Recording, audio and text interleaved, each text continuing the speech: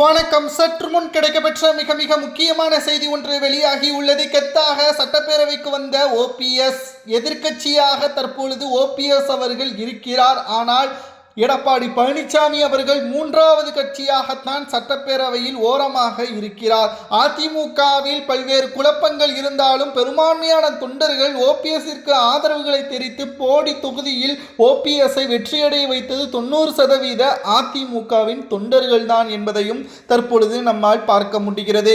சட்டப்பேரவையின் முதல் கூட்டம் 17வது சட்டமன்ற கூட்டத்தொடர் இன்று ஆளுநர் உரையில் ஆரம்பித்துள்ளது. குறிப்பாக எதிர்க்கட்சி அந்தஸ்தில் ஓபிஎஸ் அவர்கள் இருக்கிறார். ஆனால் ஓபிஎஸ்ஸை நீக்கிய எடப்பாடி மூன்றாவது வரிசையில் எடப்பாடி பழனிசாமி அவர்கள் மூன்றாவது கட்சியாக இருக்கிறார். அதிமுகவின் எதிர்காலம் நாட்கள் செல்ல செல்ல குறைந்து கொண்டேதான் இருக்கிறது. எடப்பாடி பழனிசாமி அவர்கள் தலைமை பொறுப்பை ஏற்றதிலிருந்து தொடர்ச்சியாக 11 தேர்தல்கள் தோல்வியை சந்தித்த எடப்பாடி பொதுச் செயலாளர் பதவியில் இருந்து ராஜினாமா செய்ய வேண்டும், அந்த பதவியிற்கு தகுதியானவர் சசிகலா என்பதையும் தற்பொழுது நிர்வாகிகள் முழக்கமிட்டு வருகிறார்கள். சட்டமன்ற கூட்டத்தொடரிலும் சரியான நேரத்தில் எடப்பாடிக்கு வாய்ப்புகள் வழங்கப்படுவது வெறும் 5 முதல் 15 நிமிடங்கள் மட்டும்தான். எதிர்க்கட்சி அந்தஸ்தை இழந்ததன் காரணமாக வெறும் 15 நிமிடங்களில் அதிமுகவை தக்க வைக்க முடியுமா என்ற ஒரு கேள்விகளும் தற்பொழுது சமூக வலைதளங்களில் முன்வைக்கப்பட்டு வருகிறது. ஒற்றுமை மட்டும்தான் அதிமுகவிற்கு தேவை. ஆனால் சட்டமன்றத்தில் கூட ஒற்றுமை இல்லாத நிலைமைதான் தற்பொழுது உருவாகியுள்ளது. கிட்டத்தட்ட 5 சட்டமன்ற உறுப்பினர்கள் அதிமுகவை சார்ந்தவர்கள் ராஜினாமா செய்து தாவேகாவில் இணைந்துள்ளனர்.